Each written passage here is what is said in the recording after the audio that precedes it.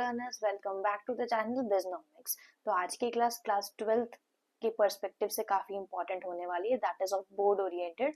तो सबसे ज्यादा जो मार्क्स हम स्टूडेंट्स लूज करते हैं वो करते हैं नेशनल इनकम के पार्ट में। तो नेशनल इनकम के हम लोग यहाँ पे एडजस्टमेंट्स देखेंगे। तो adjustments and methods of national income आज का हमारी क्लास का टॉपिक है।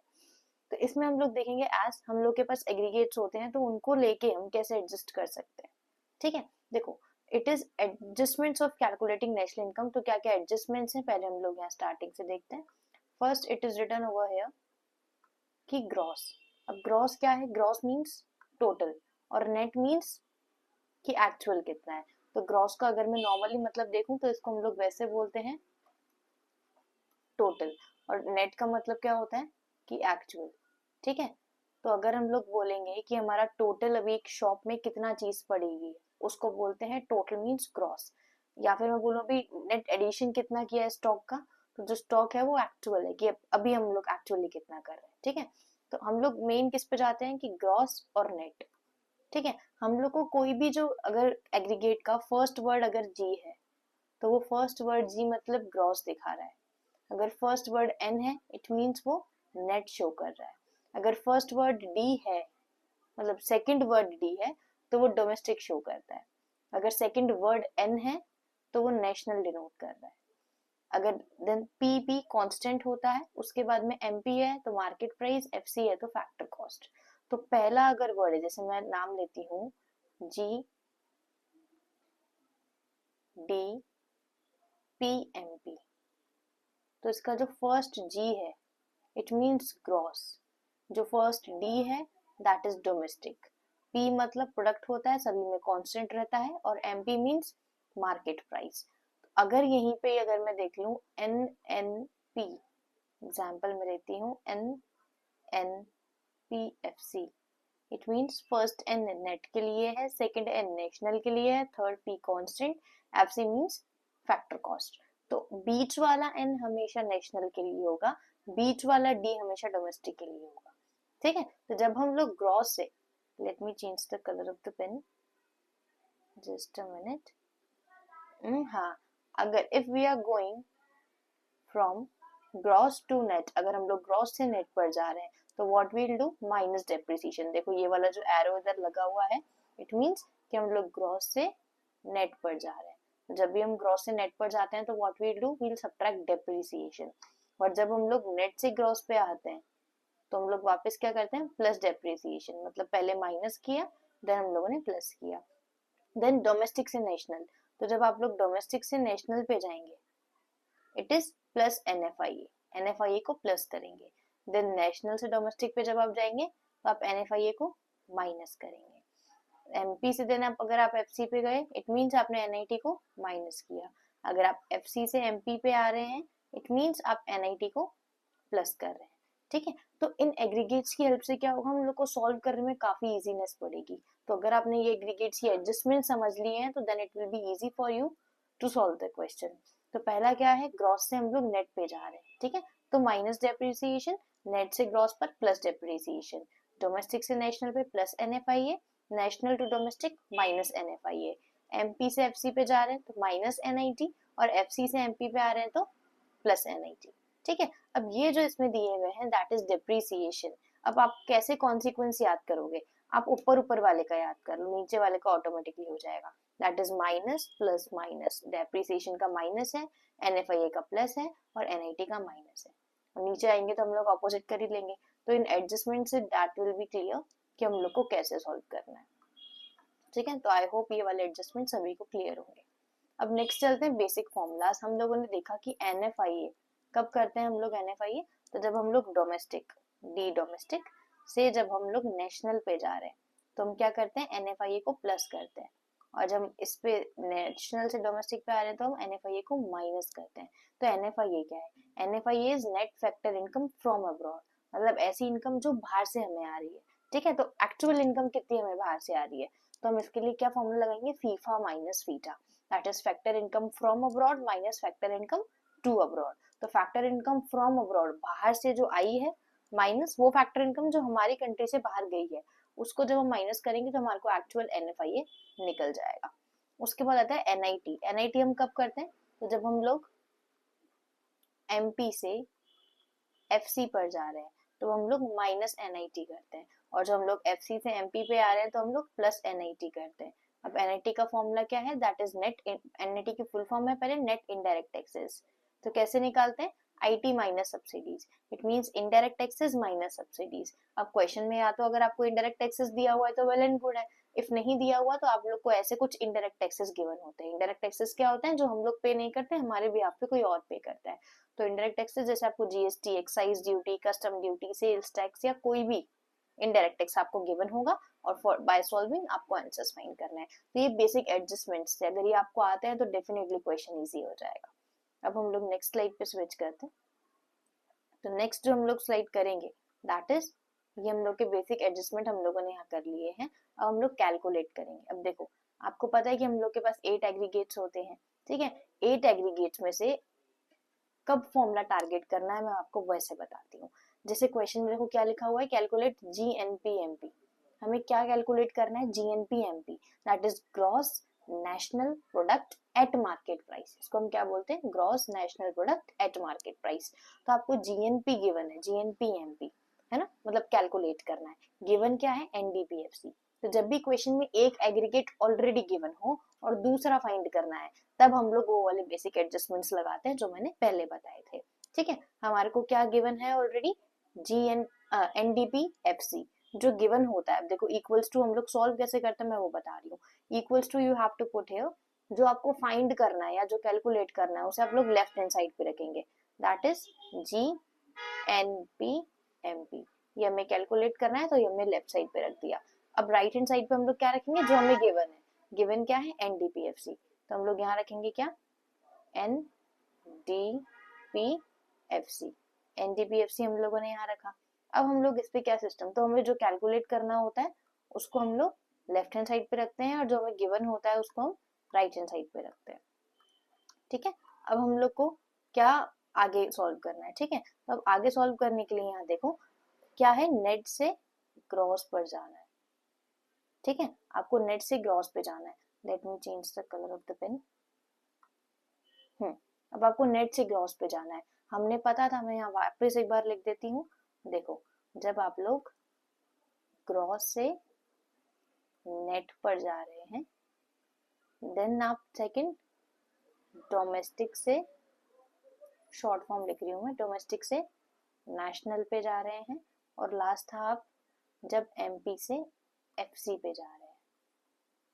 तो जब आप ग्रॉस से नेट पे जा रहे थे तब आप माइनस कर रहे थे क्या, डेप्रिसिएशन। जब आप नेट से ग्रॉस पे आ रहे थे then you are adding depreciation. जब आप डोमेस्टिक से नेशनल पे जा रहे थे तो अब आप प्लस एनएफआईए कर रहे थे, और जब वापस आ रहे थे तो माइनस एनएफआईए कर रहे थे। एमपी से एफसी पे क्या था, माइनस एनआईटी, और एफसी से एमपी पे प्लस एनआईटी। वही एडजस्टमेंट यहाँ लगाते हैं। अब पहला एन नेट के लिए होता है ना, और जी पहला ग्रॉस के लिए होता है। तो नेट से आप ग्रॉस पे जा रहे हैं, नेट से ग्रॉस उल्टा, तो क्या करेंगे आप, डेप्रिसिएशन को प्लस करेंगे। तो यहाँ लिखेंगे प्लस क्या, depreciation. Then D second domestic के लिए होता है। तो डोमेस्टिक से आप नेशनल पे जा रहे हैं, डोमेस्टिक से आप नेशनल पे गए, क्या हुआ, एनएफआईए प्लस, तो यहाँ लिख देंगे plus N F I A. After that PP दोनों में कांस्टेंट है। अब आप लोग एफसी से एमपी पे जा रहे हैं, तो एफसी से जब आप एमपी पे जाते हैं तो आप क्या करते हैं, plus NIT, net indirect taxes, ठीक है। अब हम लोग यहाँ पे जस्ट मतलब वैल्यू पुट करके विल सॉल्व हियर। अब देखो पहला वैल्यू क्या कह रहा है, एनडीपीएफसी। एनडीपीएफसी कितना गिवन है हमें, 5000।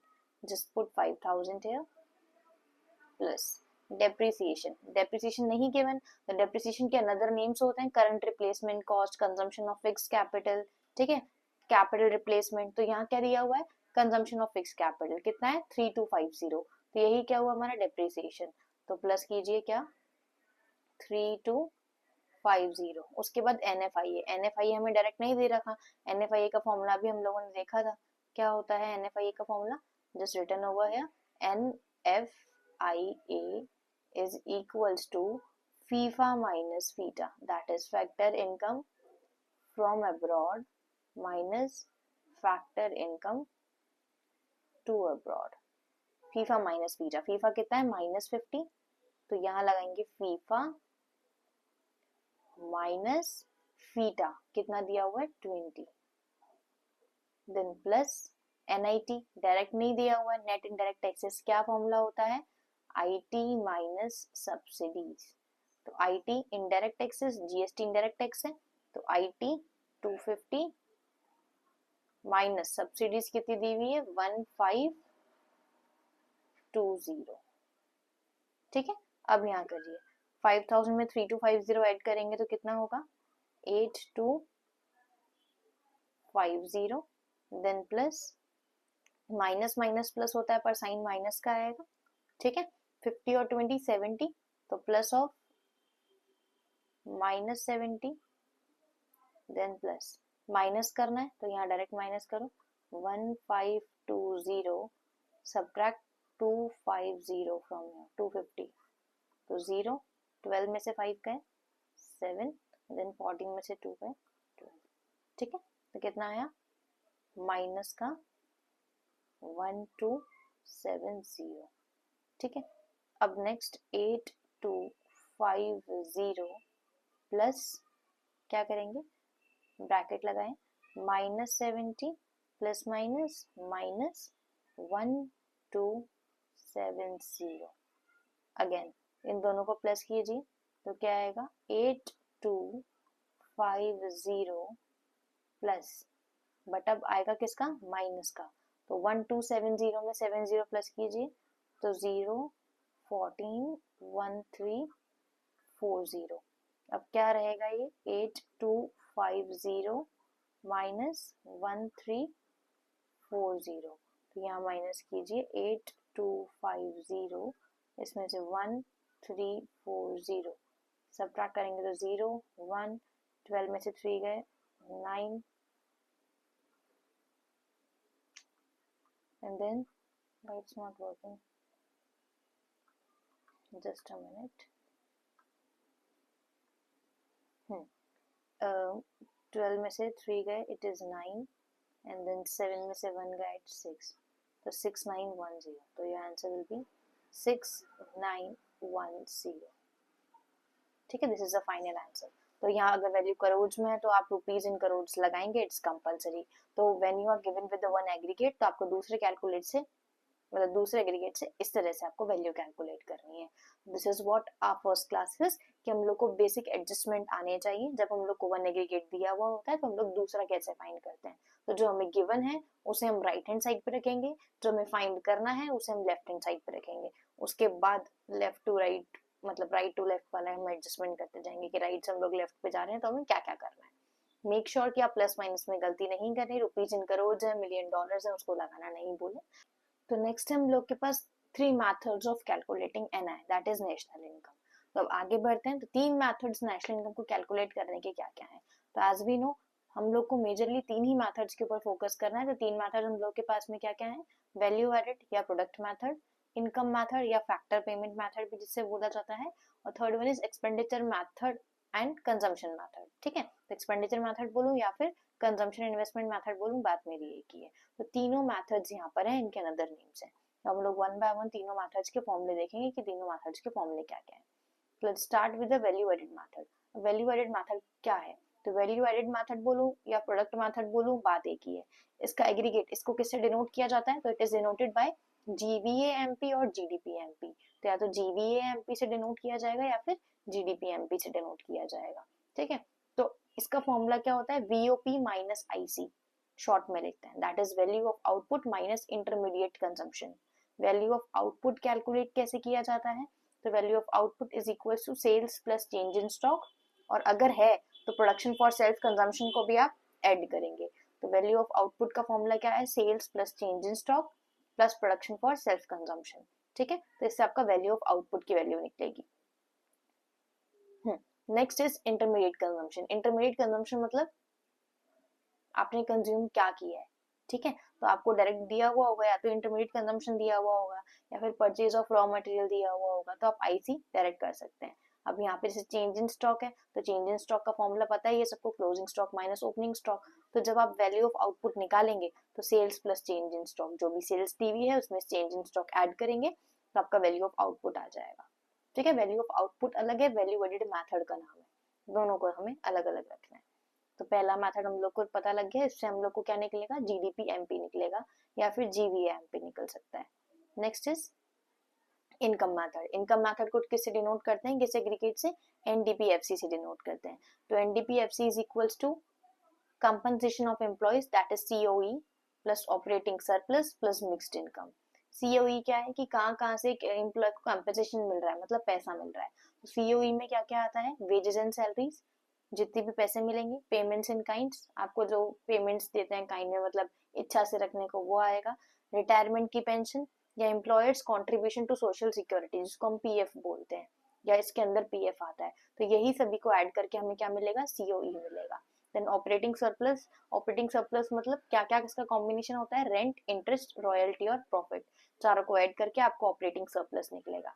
Then mixed income, mixed income means total income, जहाँ पे आप एज अ ओनर प्रॉफिट भी लेते हैं और अपना वेजेस भी लेते हैं, इंटरेस्ट पे करते हैं, रेंट पे करते हैं, वो सब क्या है, मिक्स्ड इनकम में कैलकुलेट हो जाएगा।